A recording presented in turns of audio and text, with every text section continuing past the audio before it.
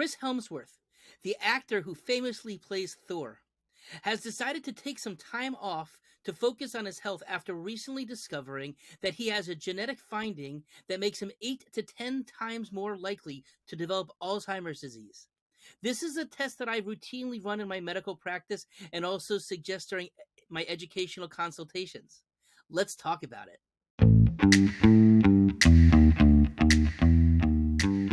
Hey everybody, it's Dr. David. So Chris Helmsworth, the actor, the Avenger, everybody knows who he is, recently had his world just totally shook. His grandfather was discovered to have Alzheimer's disease. He reports that his grandfather doesn't really even know who he is or who his family members are. This is actually something that we've been through in our family, so it does touch a little bit close to home for us as well. And of course, this is, Chris Helmsworth being a man that we always have thought of in terms of strength and somebody being in such good health. And to imagine that somebody like him could all of a sudden have some other issues that were completely not expected, that'll rock anybody's world. And my heart goes out to him and his family as they try to figure this out. I know he's focusing more on his diet and his lifestyle and just being with his family, and for them all to just try to figure this out. Now, so what is this all about? Okay, so there is a gene called APOE. And the APOE gene is involved both in things relative to our mind, but also cardiovascular disease, high cholesterol issues, triglycerides, etc.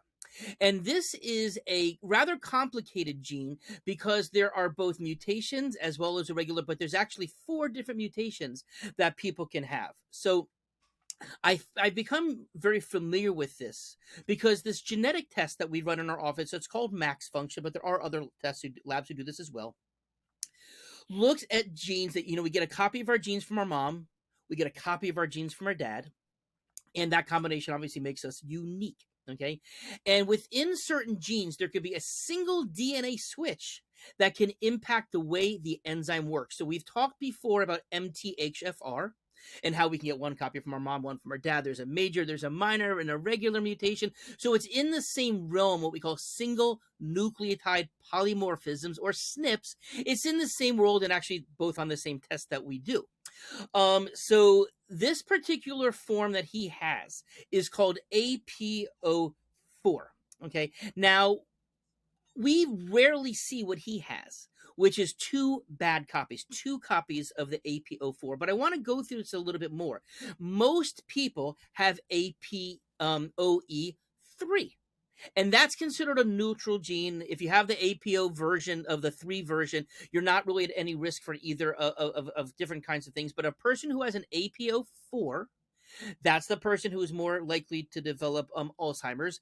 If you have 1 copy, obviously it's not nearly the same risk as if you have 2 copies of the APOE4. And then there is APOE2, which is actually considered protective against Alzheimer's, but is more likely to lead to cholesterol and triglyceride issues, as I said. There is also an APO1, which is considered even more concerning, an APO5, which I've never ever seen that occur, but it does exist in the literature. Now, how do you get it? You blame your parents.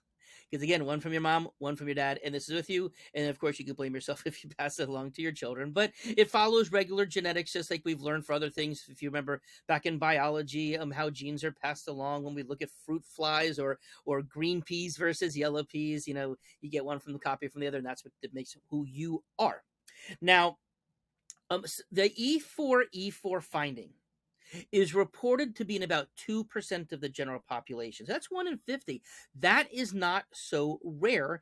And again, one of the reasons why I like to do this whole genetic panel, because you do it once, your genes don't change. We typically start checking it at 1 year of age, 1 year old, because you can't do it while the baby's still nursing, because the breast milk can make you read the mom's genes instead of the baby's genes. We don't have the baby's genes. So once they're going a little bit longer between nursing, so if they're no longer nursing, that's a more opportune time. We have them rinse with water in order to make sure that they're only measuring the cheek swab. It's a Q-tip that you just rub on the inside of the cheek, and then you see that. I would think that, although it hasn't been shown, but there are, some people can have an E2 and E4, and that might be the best combination. If you have an E4, might as well have an E2 thrown in there for some of that protective aspect to it as well. Now, in addition to that, there has been some even more recent research, something that I actually just learned about recently. And this is based upon research that was done at Stanford University, where they discovered an APOE variant. And I'm going to look this up. It's R251G.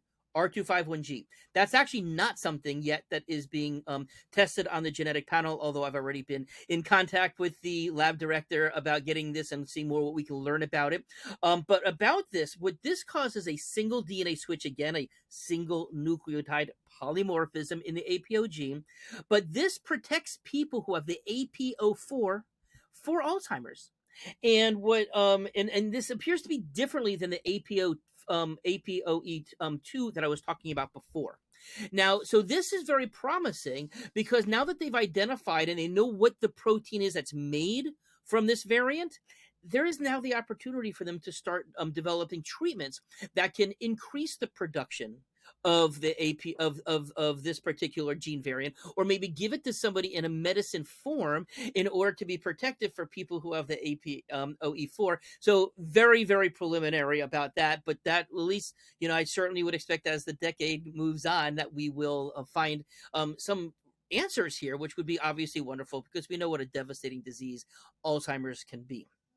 Now, there are known ways of slowing down the progress of Alzheimer's disease as well as in a prevention mode. So, of course, I want to speak about that too. Now, some of those things are things that, again, we would kind of always consider as part of a healthy lifestyle.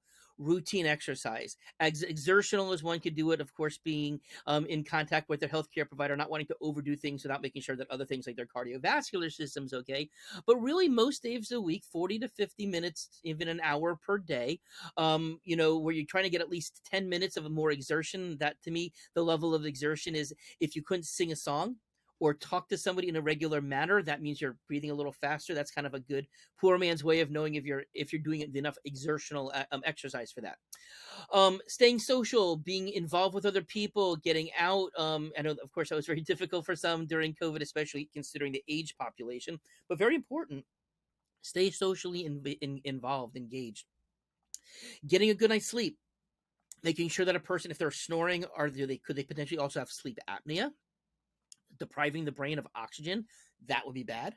But also, just are they getting enough sleep, and are they going into the restorative REM sleep? One way of knowing that is, do you dream? If you're dreaming, you are in REM sleep.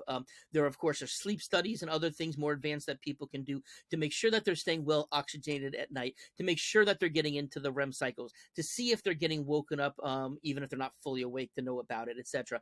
But, one can really do a lot to determine how efficient are they getting the quality of their sleep. Mental stimulation and doing a variety of things, puzzles, crossword puzzles, words with friends and Scrabbles, other types of things that are making you think, not just not just reading something, although that certainly is making you think, especially if you're contemplating it, but things where you have to be playing cards, things where you have to be maybe memorizing things a little bit to know what the person you're playing with may have played, so that you don't play the same card. Like my great grandma Mary, who may her rest in peace, even when she was in her 90s, she's like, why'd you just drop an ace? I just picked up an ace from you last time. You know that I need that. I'm like, yeah, I didn't remember that. Thanks, Grandma, who has a much better memory than I at that age than I was back when I was a teenager and I was going through that. But that can be very helpful as well. And now there's another thing, which is called the Mind Diet. Now, this is something that's really being pushed at Harvard and at the university level. It's a combination, takes aspects from a couple different diets, in particular, the Mediterranean diet, as well as the DASH diet, which is a diet associated with for stopping hypertension. And we're gonna I'm put down into the show notes down below in the description the details of this. But it talks about, like, what things should you be restricting per week. Minimizing fried foods, minimizing animal fats in particular, minimizing sugars. Again, you'd say, like, well, that's a healthy diet, but they actually have now become one with, and they even call it a mind score, where they're able to say, are you want to keep it under a certain amount per week. Obviously, it'll say like 3 or less. So 0 is obviously better than 3, but not to a sign. And then you'll also see the obvious increase in fruits and vegetables, lean fats and lean meats. So things like poultry and fish are acceptable, whereas you really and encouraged even, where you really want to be limited in red meats, higher fatty meats, etc.